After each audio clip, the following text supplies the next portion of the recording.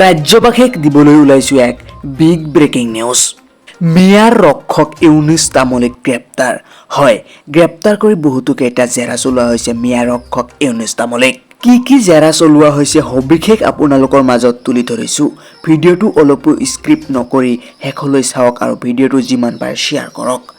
মিয়াৰ ৰক্ষক ইউনুছ তামুলীক গ্ৰেপ্তাৰ। সেইকাৰণে আহিছিল। কি ক'ব?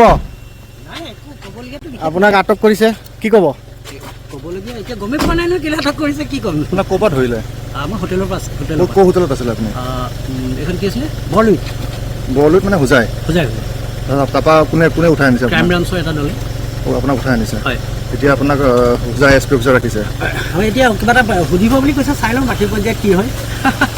এইবিলাক থাকেই আৰু সংগ্ৰাম কৰিলেতো এইটো আৰু পুলিচৰ লগত সহযোগিতাও কৰিব লাগিব, কেতিয়াবা বিৰোধিতাও কৰিব লাগিব। আপুনি হোজাই অহাৰ মানে কি কাম আছিলে হোজাই? কাৰণ দল সংগঠনৰ আমি মোৰ দলৰ সাংগঠনিক দিশৰ বাবে আহিছিলোঁ। হয়, সেইকাৰণে আহিছিলোঁ। শিৱসাগৰ আৰক্ষী নিৰ্দেশত গ্ৰেপ্তাৰ কৰা হ'ল মিয়াৰ ৰক্ষক ইউনুছ তামুলীক।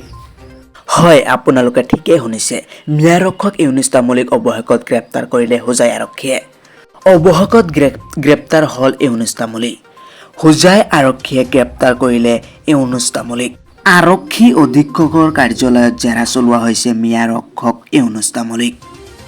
ৰাজ্যবাসীৰ বাবে এক বিগ ব্ৰেকিং নিউজ। অৱশেষত ইউনুছ তামুলীক গ্ৰেপ্তাৰ কৰে হোজাই আৰক্ষীয়ে।